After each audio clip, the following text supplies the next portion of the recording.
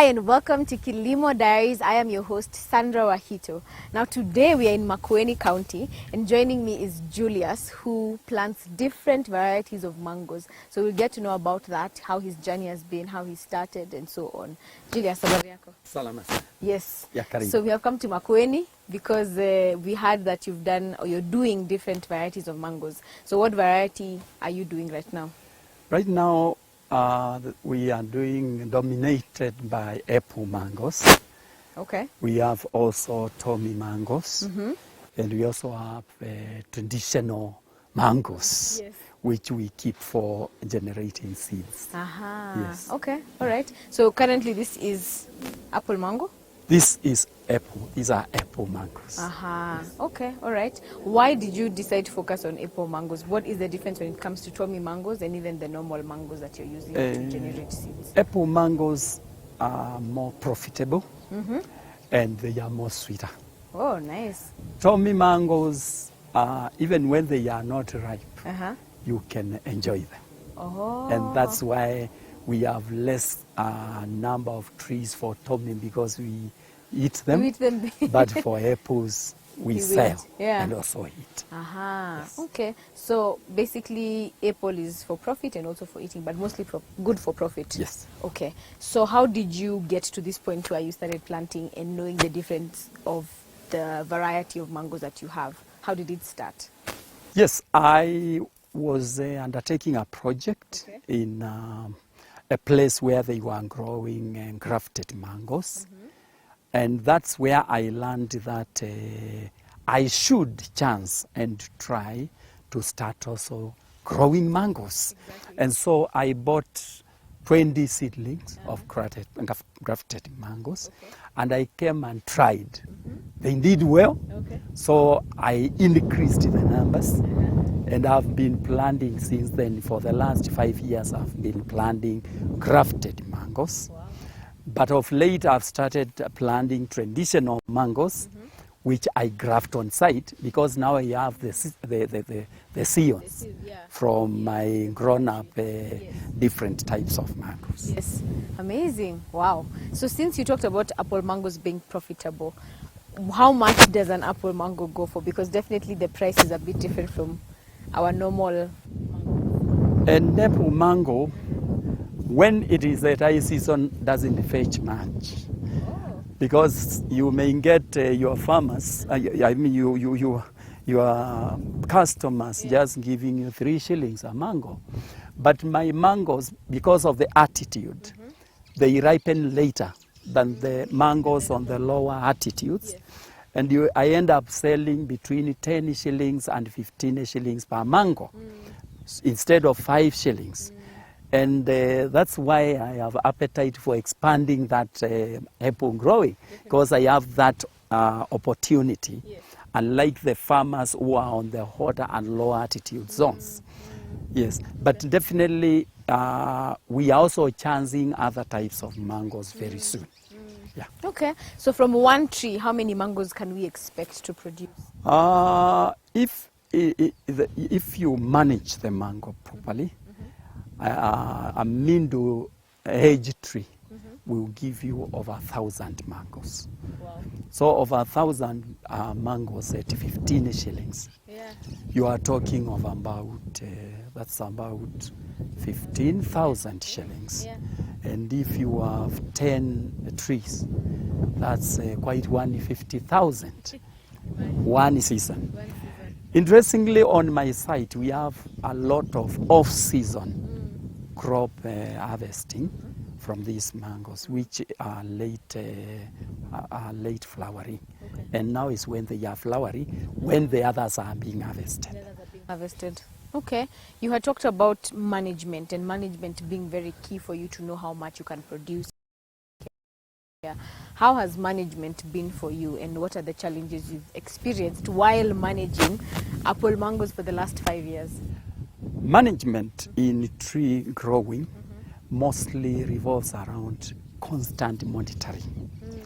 And number 2, also it revolves around timing.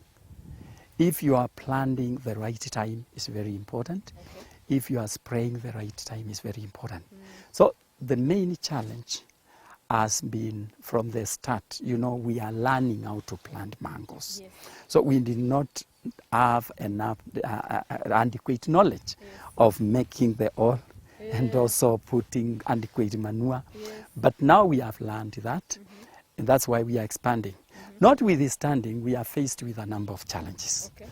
Number one, we have these small insects which may eat from the bottom of the tree, Okay. and then it dries up all Yeah. of a sudden. Yeah. You have a very good tree, but it's drying up. That's has been the biggest problem from the beginning. Number two is actually flowering.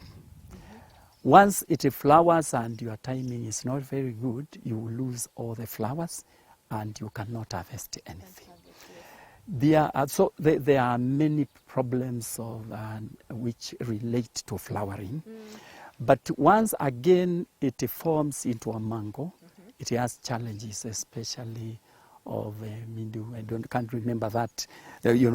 Is it a fungi or is it a descendancies? I think the agronomists have been reading from Oxfam, their magazines, and learning for myself how to manage these crops properly. I have subscribed to their wall. I've also been a constant purchaser of their seedlings. Yeah. Actually, some of them, quite a number of them, are from their farm. And quite often I call the agronomist who recently advised me especially to be very careful with the diseases and fungi. Yes. And sometimes I also go there to seek advice. So I'm optimistic soon their magazine will reach a wider reader, and it will help more farmers. Yes. So you've talked about being constantly scouting and looking at your tree, and you've talked about some of the diseases and pests, like the little animals that eat off. How have you been able to manage that? Have you been constantly spraying? What has, especially with the whole 5 years of now learning more about apple mangoes, how has that been for you in terms of controlling the pests and diseases on the mango tree? Actually, for these ones which stick from the roots, those ones you just pour convido on the roots and you can't see them. But once the mango grows up, those have no problems. But the ones for attacking the flowers, that's the biggest problem. Okay. And you see in the market also, those who are supplying chemicals and insecticides, they keep on changing. Yes. So you also have to keep on the media to understand what's the latest chemical, what are the latest insecticides, and for which diseases. And that's why also in the magazine for Oxfam we scout for them, looking for various changes, because diseases also change, they come differently. Because we have neighbors also who have also other crops. The advice is that you don't put so many other crops near the mangoes, because they have their own diseases which are different from what you have been scouting, understanding, and also spraying. So that's very important. And that's how we have been scoping. If you check these mangoes, they have now given good yield crops. If you go to the market now, it's full of the mangoes. But these ones are not ready. So that's why we say we are enjoying late crop harvest. So how then are we able to tell when this specific apple mango is ready? Because now they look purplish. So what color do they turn? How will you know that they are ready? This mango will turn a bit redder. It will, once this ash color moves out, you will know it's almost ready. Like now you can see it here, this one has started to change. This one is yet to go. So this one will ripen later than this. Yes. Okay. All right. So for harvesting, when you harvest now, when it's time to harvest the apple mango, are they good for export? Are they used now commercially? How then do we gain from the apple mango? The apple mango, what happens is that they start ripening slowly by slowly, depending on when they flowered. And so the first ones, of course, we use them for domestic consumption. Then as they increase and we find that we are not able to consume them, then we call for those who are buying, and they come and scout for those which are ready, and then they harvest them. We just count and they pay us. And they pay us. That's it. Okay, all right. Thank you very much for that. We'll be taking a quick break, but when we're back, we'll be talking to an agronomist who will tell us on how you can manage mango trees better and even give us some tips on how to do management better apart from what Julius has told us.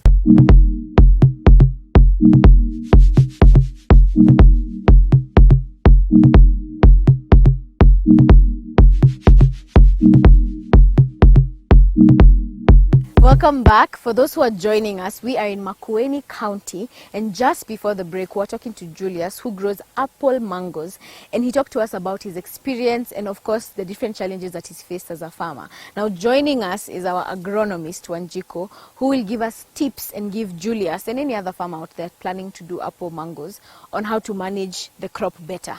So, Wanjiko, how are you? I'm doing good. So now Julius has talked about different problems that he's facing. We have the flower abortion, we have the pest on the root. Can you give us tips on how we can avoid that, or what he can do to manage his crop better? So on flower abortion, it's the falling off of the flowers from the mango tree. And normally it occurs because of lack of soil moisture and also pollination. So when it gets to soil moisture, because this is a semi-arid area, he needs to irrigate the crops, a lot of it. Or rather he can do mulching, which helps in conservation of soil moisture. And then on pollination, well, there are agents of pollination such as weed. And if at all there is no weed, then you can do it artificially by installing beehives. Yes. All right. Because bees do help in pollination. Definitely, definitely. Okay. So even when it comes to flower abortion and this pollination, there are various ways of controlling it, as you've told us. But what about the pests he talked about? How do we control the pests in the roots, which cause maybe stunted growth and eventually affects the produce? Okay. Normally when there are pests affecting the roots, it could be the seedling was infected before he took it in the field, or he's not practicing field hygiene. Maybe like he weeded and didn't dispose them well. When you weed, you're supposed to dispose them so that the pests don't regenerate in the field. Yes, so you should check on field hygiene. And also if there are other incidences of pests, you should spray using copper fungicides. Okay, all right. So those are tips where Julius can be able to manage the different challenges he's facing. But what other challenges do farmers face when it comes to the apple mango variety? Well, if they don't do management, such as pruning, which is among the management practices, of course, it will be so leafy, taking up more nutrients, and then less fruits per tree. Yes, so that is another point they should check on. And then there's to allow light penetration and also to remove the broken branches, so that they don't consume nutrients. Okay, so basically we need to scout your tree throughout to be able to notice these things. And does pruning happen at an early stage, or even as the tree continues to grow, do we continue to prune? Yeah, you continue pruning when the branches are in excess, when it's too leafy. Yeah. Okay. So Wanjiko, for nutritional benefits, value addition of the mango itself, apart from people just kupanda mangoes na kuzikula ama kuziuza, what more can we do with them? And even before that, what are the benefits that the mangoes, apple mangoes give? So we start with the health benefits. Well, they help to improve heart health. Oh, nice. Yeah, they also help to improve eye health. They improve the skin and hair. Okay. And also they aid in digestion because of their high fiber content. Definitely. So mtu mwenye akona shida ya macho, thoroughly carrots they can eat, but mangoes. Yeah, they can also consume mangoes. Yeah. Okay. All right. So that's specifically to mangoes, or do apple mangoes have different benefits, or they are all the same under the whole mango? In a nutshell. It's in a nutshell. Okay. So we've done our benefits, improving of skin. For those of you who are probably struggling with your skin, mangoes are a good source of. You can use them to improve your skin. To improve your skin. So let's go into the economic value. Apart from a farmer planting the apple mango itself and selling it, what more can we or can they do with the mangoes? Well, when it comes to economic value of mangoes, well, they are a source of income. You can grow them, you sell them locally or internationally. Okay. And you can also value add and when you value add them, you process them, and value added products fetch higher market prices as compared to Like selling the mango the primary product. Like now when you can sell a mango at 20 shillings, but when you make juice, just a glass, it's going for 50 bubbles also. Yes. So they can opt for value addition to maximize on profits. Okay. Yes. All right. So we've talked about the health benefits. We talked about value addition, where instead of only selling the mango at, as Julius told us, 10 to 15 shillings, you can do more and sell it in a better way of juice or making yogurt. You know, the people who make yogurt with mangoes. When it comes to a farmer, and we've talked about management tips that you've given them, but because you had initially stated that the problem of pests and diseases comes from the seedling, when you immediately plant the seedling itself. What are those tips they need to look out for before they even begin to plant the mango tree itself? When it comes to getting quality seedlings, you need to get them from a dealer who is certified by KIFIS, the body that regulates plant health. Okay. Yeah, and you also need to check on your field hygiene. We had talked about that, about weeding and everything. And about weeding, you ensure that you dispose your weeds. Yes. You said as far as possible from the plant. Okay. You being an agronomist and a farmer getting certified seeds, for example, how do you work with these farmers and agronomists during that period of planting the mango? What are things you observe? What are things that you do that come in and prevent? Of course, with Julia speaking earlier about him being able to reach out to his agronomist on how he can curb the diseases and pests that he's experiencing. So how important is it to have an agronomist working with you when you're planting, and especially when you're planting the apple mango? Well, an agronomist is a specialist in crop and Definitely. soil health. Yes. So he or she will help. Are these nutrients able to support mango farming? And then from there, any challenge you incur, the agronomist is always there to advise you accordingly on what to do, the pesticides to do, the nutrients to apply. And also another management practice we never checked on that helps to increase productivity is fertilizing. Normally you keep on adding fertilizer. Definitely. I think we can actually talk about that, because people are practicing organic farming. People are using fertilizers as well. But as the plant grows, how are we able to put in back the fertilizer that is giving this plant nutrients? Well, normally you need to, when planting, you can use Adli. Adli is an organic fertilizer. Okay. Yeah. It's not like the synthetic ones. Okay. Yeah, and then if at all you don't have Adli, you can use DAP.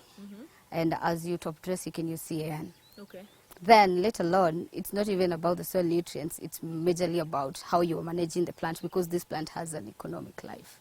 Yes, so you keep managing, pruning, checking on pests and diseases, you control them, weeding, field hygiene. That is what matters, and that is what will contribute to your productivity. And now about climate, you can mitigate. But while you get fluctuating climatic conditions, like you experience drought, and you expecting rains, you need to, you can do irrigation. And when it rains, you can harvest your water using farm pods, or you dig dams. Because most of the times those are the challenges farmers are experiencing: water. Someone will say, I'm in an area that has no water. So you've talked about them harvesting the water. Yes, you should not depend on rain-fed, because it's not that reliable. You should have alternatives. Okay. Yeah, basically that. Okay. How long is the maturity? How long can a mango tree stay on the farm for? Well, the productive life, or well, that's about 7 to 10 years. Okay. Depending on how you manage it, on how well you manage it. Okay. Yes. All right. You had also mentioned that there's some nutrients. Of course, every crop has different nutrients that it needs. What are some of the important nutrients that the mango tree will need? Because we know for different other oranges will need different types of nutrients. What about the mango itself? For you to know the nutrients that you literally need, then you work with you journey with the agronomists.